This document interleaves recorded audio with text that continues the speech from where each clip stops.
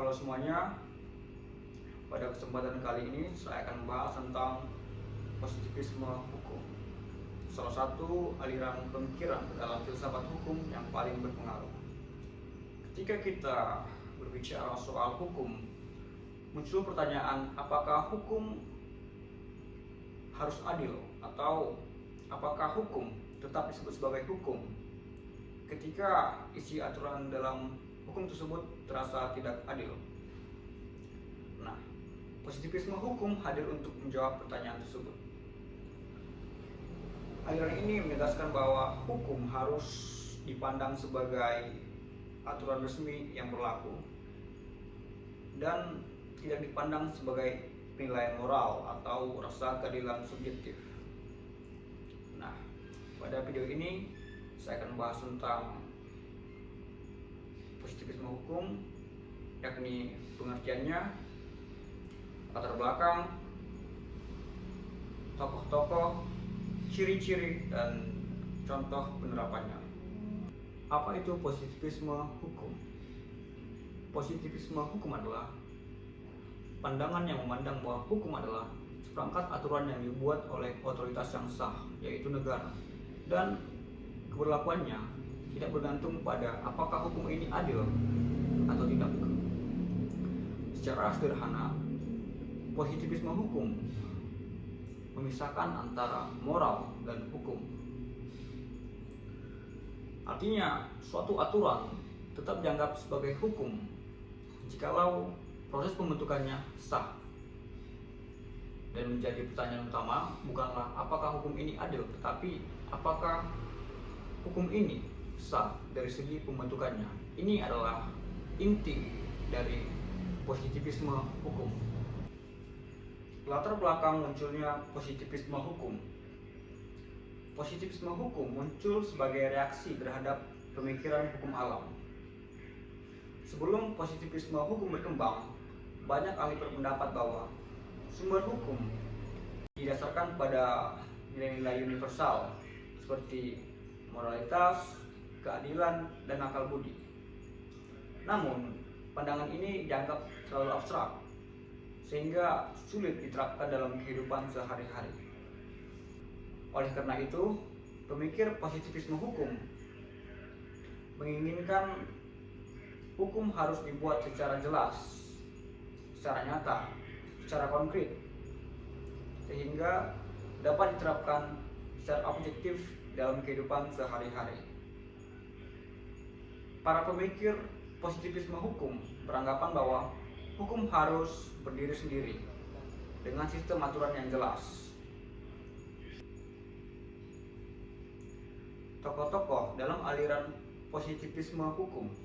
Ada 3 tokoh utama dalam aliran ini. Yang pertama, John Austin, kedua Hans Kelsen, dan ketiga Hart.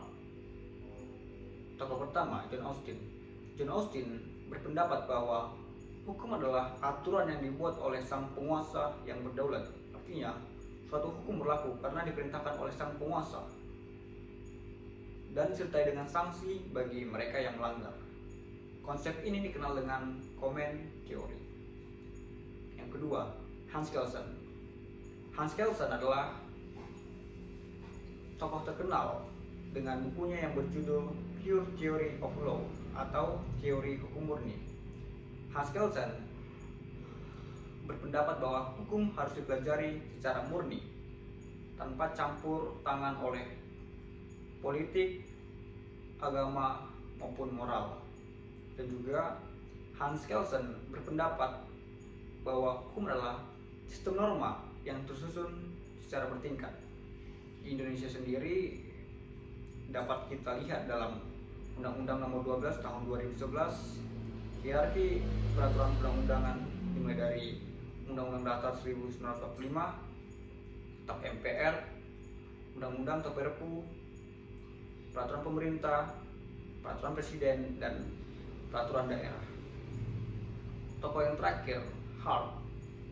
Hart mengembangkan positivisme hukum melalui pendekatan yang lebih modern. Hart membedakan antara aturan primer dan aturan sekunder. Aturan primer adalah aturan yang mengatur perilaku masyarakat, dan aturan sekunder adalah aturan hukum, bagaimana hukum tersebut dibuat, diubah, dan diterapkan. Ciri-ciri positivisme hukum. Ada beberapa ciri utama dalam positivisme hukum. Yang pertama, hukum dibuat oleh negara. Artinya, hukum dibuat oleh otoritas yang sah, lembaga yang berwenang. Yang kedua, pemisahan hukum dan moral. Suatu hukum bisa saja dianggap tidak adil, tetapi hukum tetap hukum apabila proses pembentukannya sah. Yang ketiga, menjamin kepastian hukum. Positivisme hukum menjamin kepastian hukum agar terciptanya masyarakat yang tertib. Yang keempat, hukum tertulis sebagai pandangan utama. Artinya fokusnya pada undang-undang, hukum positif, serta peraturan formal. Dan yang terakhir, contoh positivisme hukum, contoh penerapannya. Misalnya ada seorang ibu yang berumur 50 tahun mencuri pisang di kebun tetangganya. Dalam positivisme hukum yang jelas tadi memisahkan antara moral dan hukum, si ibu tersebut wajib dihukum karena dia jelas melanggar dalam hukum, dalam peraturan perundang-undangan. Tidak peduli apakah si ibu tersebut mencuri karena lapar atau hal lain, tidak peduli apakah ada hal lain latar belakang yang mendasari si ibu tersebut mencuri. Tapi dalam positivisme hukum, hukum tetap hukum, hukum secara murni. Jadi si ibu tersebut wajib dihukum. Sebagai kesimpulan, positivisme hukum adalah aliran yang memandang bahwa hukum adalah produk yang dibuat oleh otoritas yang sah dan dianggap sebagai hukum apabila pembentukannya dibuat secara sah. Artinya, aliran ini menekankan pada prosedur formal, keteraturan, dan kepastian hukum. Sekian video dari saya. Semoga dapat membantu kita dalam memahami positivisme hukum. Semoga dapat menambah wawasan berpikir kita, membuka cakrawala berpikir. Sekian dan terima kasih.